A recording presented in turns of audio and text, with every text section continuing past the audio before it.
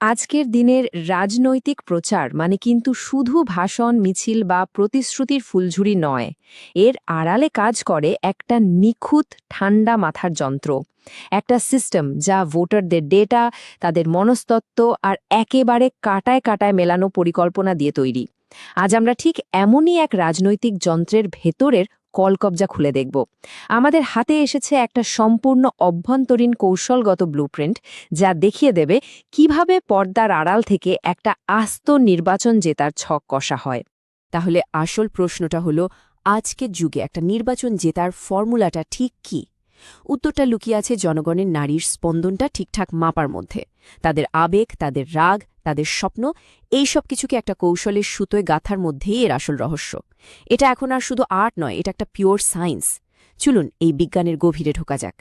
আমাদের আজকের এই বিশ্লেষণের একেবারে কেন্দ্রে রয়েছে পশ্চিমবঙ্গের বালি বিধানসভা কেন্দ্রের জন্য বানানো একটা গোপন ক্যাম্পেইন ব্লুপ্রিন্ট। এই নথিটা আমাদের দেখাবে কিভাবে সাধারণ সংখ্যা বা ডেটাকে কাজে লাগিয়ে একটা গোটা এলাকার মানুষের আশা, ক্ষোভ আর আকাঙ্ক্ষাকে একটা নিখুঁত রাজনৈতিক অস্ত্রে পরিণত করা হয়। এটা একটা বিরল সুযোগ, যা আমাদের রাজনীতির সেই ভেতরের ছবিটা দেখাবে, যেটা সাধারণত সাধারণ মানুষের চোখের আড়ালেই থেকে যায়। যে কোনো সফল রাজনৈতিক কৌশলের প্রথম এবং সবচেয়ে জরুরি ধাপ হল মাটির খবর রাখা, মানে এলাকার আসল পরিস্থিতিটা কি তা বোঝা। এখান থেকেই আসল কাজটা শুরু হয়, তথ্য জোগাড় করা আর মানুষের মেজাজটা বোঝা। এই ভিতটা যদি নড়বড়ে হয়, তাহলে যে কোনো বড় পরিকল্পনায় কিন্তু তাসের ঘরের মতো ভেঙে পড়বে। তো প্রথমেই দেখা যাক এখানকার জনসংখ্যার বিন্যাসটা। বালি দেখুন, মূলত একটা হিন্দু সংখ্যাগরিষ্ঠ এলাকা। এখানে প্রায় ৮৮% হিন্দু আর প্রায় ১১% মুসলিম ভোটার। এই সংখ্যাগুলো কিন্তু শুধু সাধারণ পরিসংখ্যান নয়, এগুলো হলো সেই সামাজিক আর সাংস্কৃতিক সমীকরণ যার উপর ভিত্তি করে প্রচারের প্রত্যেকটা শব্দ, প্রত্যেকটা বার্তা তৈরি করা হবে। এবার আসি সেই সব কথায় যা সাধারণ মানুষের রোজকার জীবনের ঘুম কেড়ে নেয়। এই ব্লুপ্রিন্টে এগুলোকে বলা হচ্ছে ডেভ গ্যাপস বা উন্নয়নের ঘাটতি। মানে ভাঙাচোরা রাস্তা, বর্ষা এলেই জলে ডোবা এলাকা, শিক্ষিত ছেলেমেয়েদের জন্য চাকরির অভাব, আর তার উপর চালের দাম বৃদ্ধি। এইগুলোই হলো সেই আসল সমস্যা যা ভোটারদের আবেগকে নিয়ন্ত্রণ করে। এই কষ্টগুলোই হয়ে ওঠে প্রচারের মূল হাতিয়ার।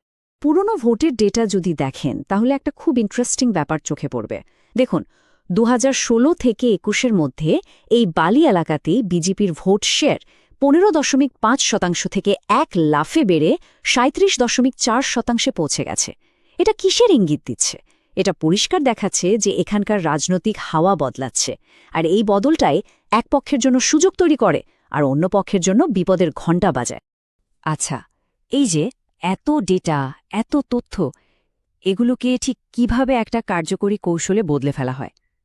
এটাই হলো সেই পর্যায় যেখানে সংখ্যা আর পরিসংখ্যানকে একটা নির্দিষ্ট রণনীতির ছাঁচে ফেলা হয়।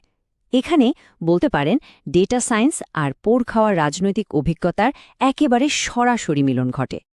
এই যে সোয়াট বিশ্লেষণটা দেখছেন, এটা আসলে প্রতিপক্ষের এক্স-রে রিপোর্টের মতো। এখানে বর্তমান বিধায়কের শক্তি আর দুর্বলতা দুটোই তুলে ধরা হয়েছে। একদিকে যেমন ওনার ব্যক্তিগত ইমেজ খুব স্বচ্ছ, মানুষের সঙ্গে যোগাযোগও ভালো, কিন্তু অন্যদিকে উন্নয়নের কাজে ঘাটতি আর ওনার দলের সিন্ডিকেট ইমেজটা একটা বড় দুর্বলতা। একজন ভালো স্ট্র্যাটেজিস্ট ঠিক এই দুর্বল জায়গাগুলোতেই আঘাত করার প্ল্যান তৈরি করেন। এই যে মানুষের ক্ষোভ, এটাকে বোঝা খুব জরুরি। আমাদের সংবিধানেও মানুষের মর্যাদা আর মত প্রকাশের স্বাধীনতার কথা বলা আছে, তবে সেই মত প্রকাশ যেন দায়িত্বশীল হয়, সেটাও দেখতে হবে। সব তথ্য মানুষের সামনে আনার আগে তাদের ব্যক্তিগত গোপনীয়তার অধিকারকেও সম্মান করতে হয়, বিশেষ করে ভারতের নতুন ডেটা সুরক্ষা আইনের আওতায়। তো এই ব্লুপ্রিন্ট অনুযায়ী ভোটারদের রাগের মূল কারণগুলো কি? দেখুন, সরকারি প্রকল্প থেকে কাটমানি নেওয়ার অভিযোগ, শিক্ষক নিয়োগে দুর্নীতি, ভোটের পর দেয়া কথা না রাখা, আর তার সাথে বেকারত্ব নিয়ে যুবকদের হতাশা, এই ইস্যুগুলোই মানুষের মনে সবচেয়ে বেশি আগুন জ্বালিয়ে দিয়েছে। এগুলো আর শুধু সমস্যা নেই, এগুলো এক একটা শক্তিশালী আবেগ যা ভোটের ফলাফল ঘুরিয়ে দেওয়ার ক্ষমতা রাখে। তো সমস্যাগুলো চিহ্নিত হল, প্রতিপক্ষের দুর্বলতাও জানা গেল।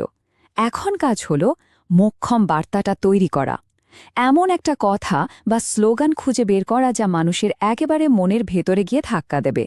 এই পর্যায়ে ঠিক করা হয় ঠিক কোন কথাগুলো বললে মানুষের ভোটটা নিজেদের দিকে টেনে আনা সম্ভব হবে।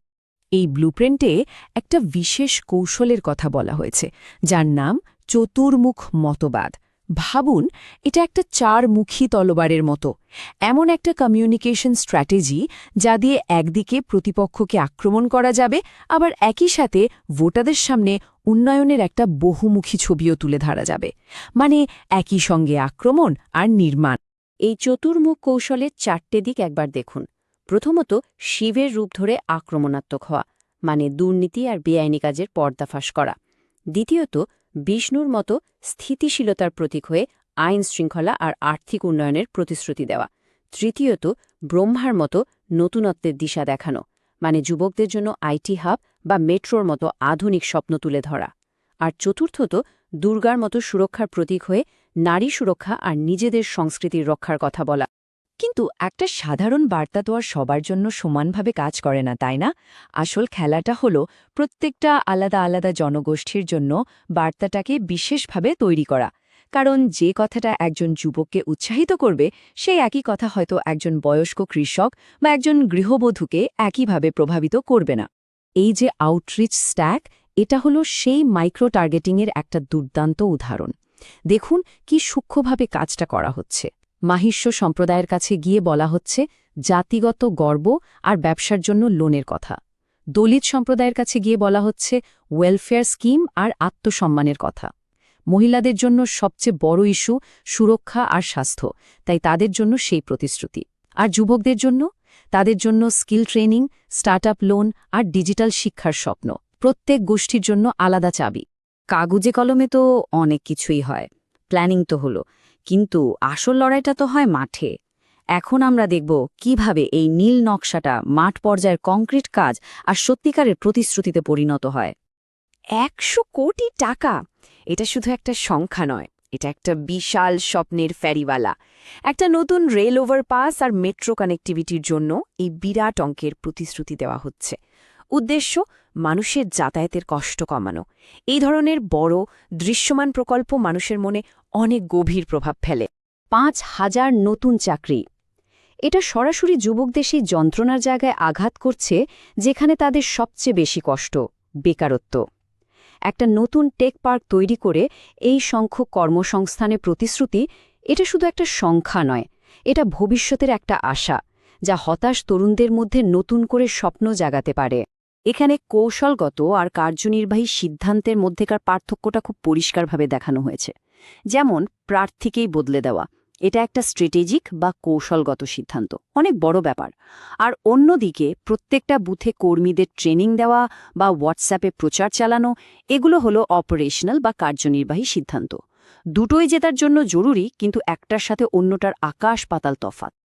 এই ধরনের সিদ্ধান্ত নেওয়ার সময়ও কিন্তু মানুষের ব্যক্তিগত তথ্য খুব সংবেদনশীলতার সাথে ব্যবহার করা হয়।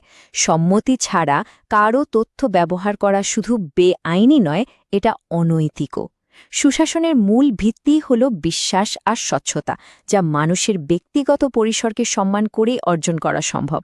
আর সব ডেটা, সব বিশ্লেষণ খতিয়ে দেখার পর এই ব্লুপ্রিন্টের চূড়ান্ত সুপারিশটা দেখুন। একেবারে চাচাছোলা, সোজা সাপটা কথা। বর্তমান প্রার্থীকে সরিয়ে দিন, মানুষের ক্লান্তি কাটাতে একজন নতুন মুখকে টিকিয়ে দিন। এটাই প্রমাণ করে আধুনিক রাজনীতি কতটা ডেটা নির্ভর এবং আবেগহীন হতে পারে। তাহলে পুরো ব্যাপারটা কি দাঁড়ালো? ডেটা অ্যানালাইসিস দিয়ে শুরু, স্ট্র্যাটেজি তৈরি করা, বার্তা ছড়ানো এবং শেষ পর্যন্ত প্রার্থী ঠিক করা। গোটা প্রচারটাই যেন একটা প্রমিত যন্ত্রের মতো করে বানানো হয়েছে। এর প্রত্যেকটা পার্টস একে অপরের সাথে জুড়ে আছে, আর প্রত্যেকটা পদক্ষেপের একটাই লক্ষ্য, জেতা। এখানে ভুলের সুযোগ প্রায় রাখা হয় না বললেই চলে। কিন্তু শেষ প্রশ্নটা হলো, রাজনীতি যখন এমন একটা নিখুঁত ঠান্ডা মাথার যন্ত্র হয়ে ওঠে, তখন তার হাতে গড়া শাসন ব্যবস্থাটা কতটা মানবিক থাকে? এই ইঞ্জিনিয়ারিং কি শুধু নির্বাচন জেতার জন্য, নাকি এটা দিয়ে সত্যিকারের সুশাসনও আনা সম্ভব? এই ভাবনাটা আপনাদের জন্য রইল। If you want to become a people-centric leader and uplift your constituency, get in touch with Blueprint Strategies AI at mgr@blueprintstrategies.ai or call 080-4204-1602. Purpose beyond politics.